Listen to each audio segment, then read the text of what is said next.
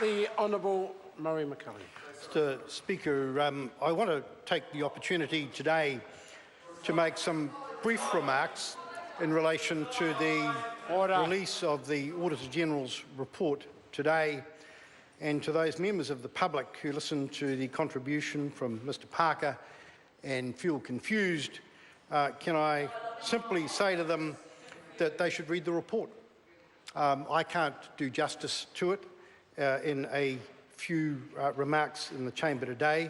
I'll just make a few points, but I do say to those who are concerned about this matter, read the full report. The best bits, in fact, were not quoted to the House today by Mr Parker, but it is an important report and I welcome it because I was on the receiving end of some very colourful allegations by Mr Parker, by some of his fellow travellers who decided to use words like bribery, corruption, facilitation payments, dodgy, etc., to describe a genuine attempt by the government, by senior ministry officials led by myself, to deal with a situation we inherited. This is not a situation that the national-led government created for itself. Order. It was a situation that we inherited from our predecessors. And Mr Parker can obfuscate all he likes, but anyone who reads the Auditor-General's report can draw their own reasonable conclusions about the situation that was inherited by myself, my then colleague Tim Grosser, and members of this government. And the first reason that I'm pleased to welcome this report today is because the allegations made by Mr Parker and others of bribery and corruption, very serious allegations to make in a constitutional democracy like New Zealand, those allegations have been shown to be completely baseless.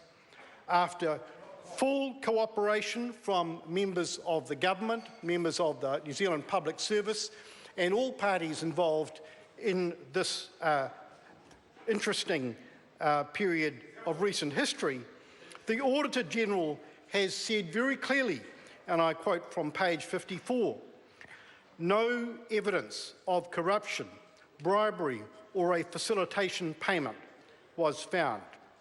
The arrangements entered into were a lawful use of public resources and public money was spent with appropriate financial authorities in place." That is exactly what the Auditor...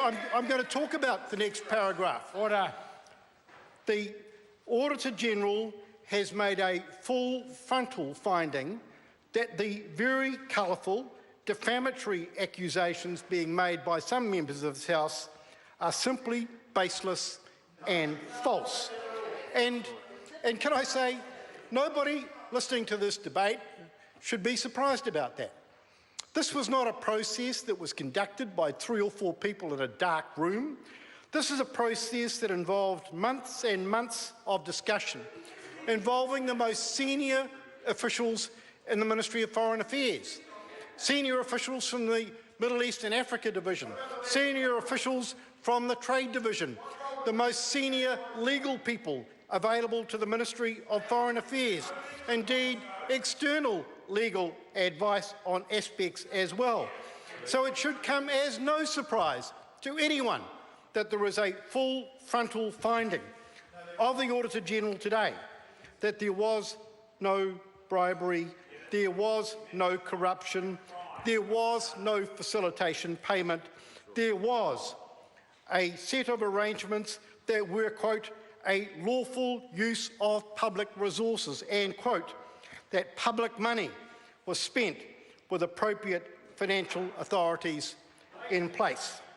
Now, I want to just go back to the Cabinet paper that has been the subject of some comment from the Auditor-General. I'll make some references to that in a minute, and just read the first paragraph, because it is important to remember the history.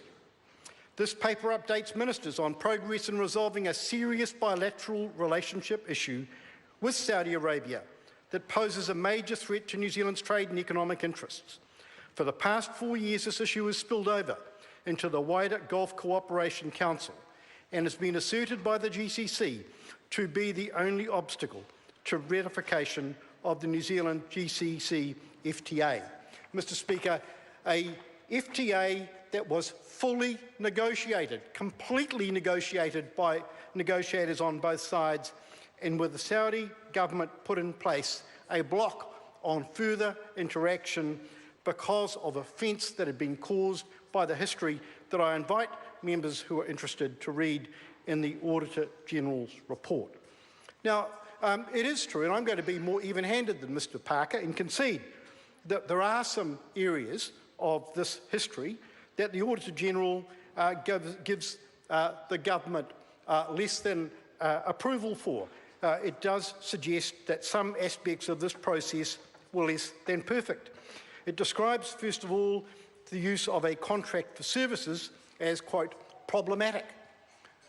And can I say to the House today, Mr. Speaker, I agree with that. I agree with that. In fact, what I would also say is that there were simply no non-problematic responses available to the government. And it's notable that the Auditor-General makes no suggestion as to what a non-problematic course of action available to the government might have been.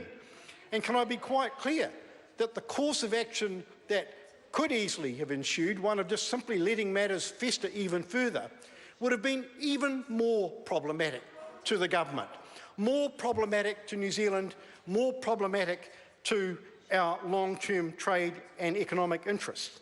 And that is why members of the Ministry of Foreign Affairs and myself took the steps that are outlined carefully in this report.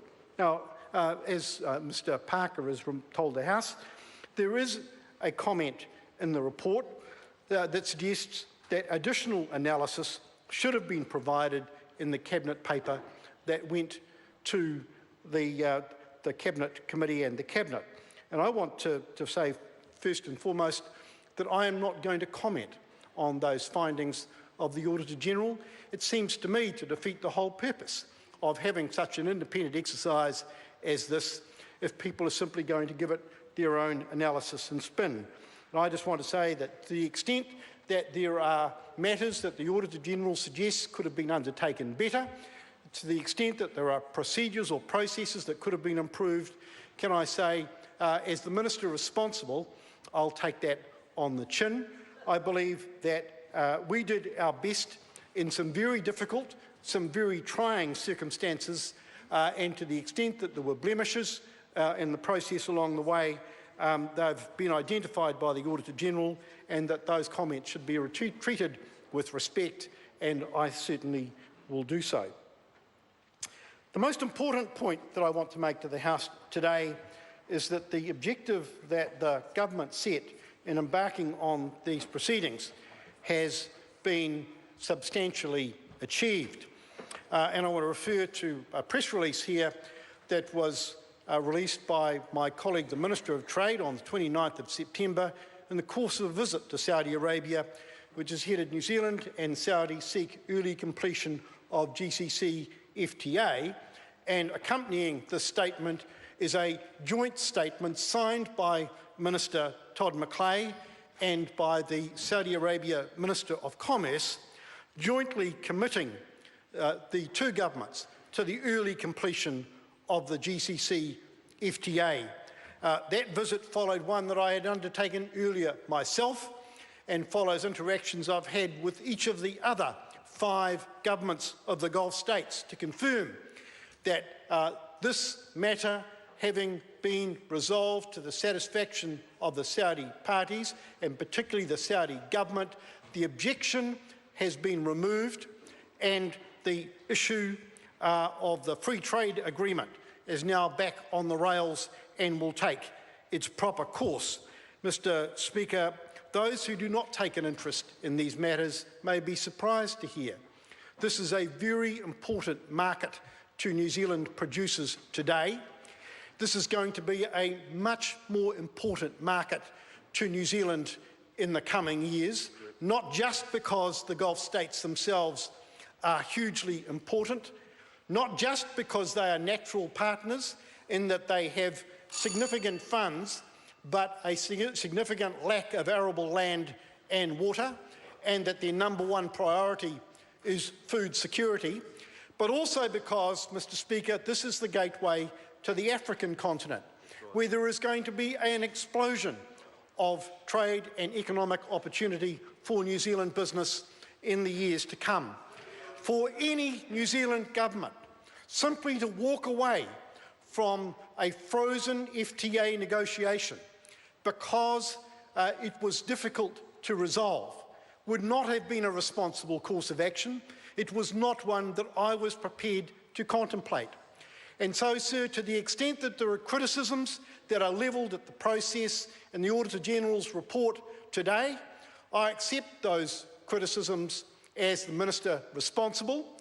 To the extent that there is credit now or in future that is to be distributed as New Zealand banks the gains that come from the completion of the FTA and the enhancement of economic and trade opportunities with the Middle East and with Africa, I hope that some of that credit will come my way as well.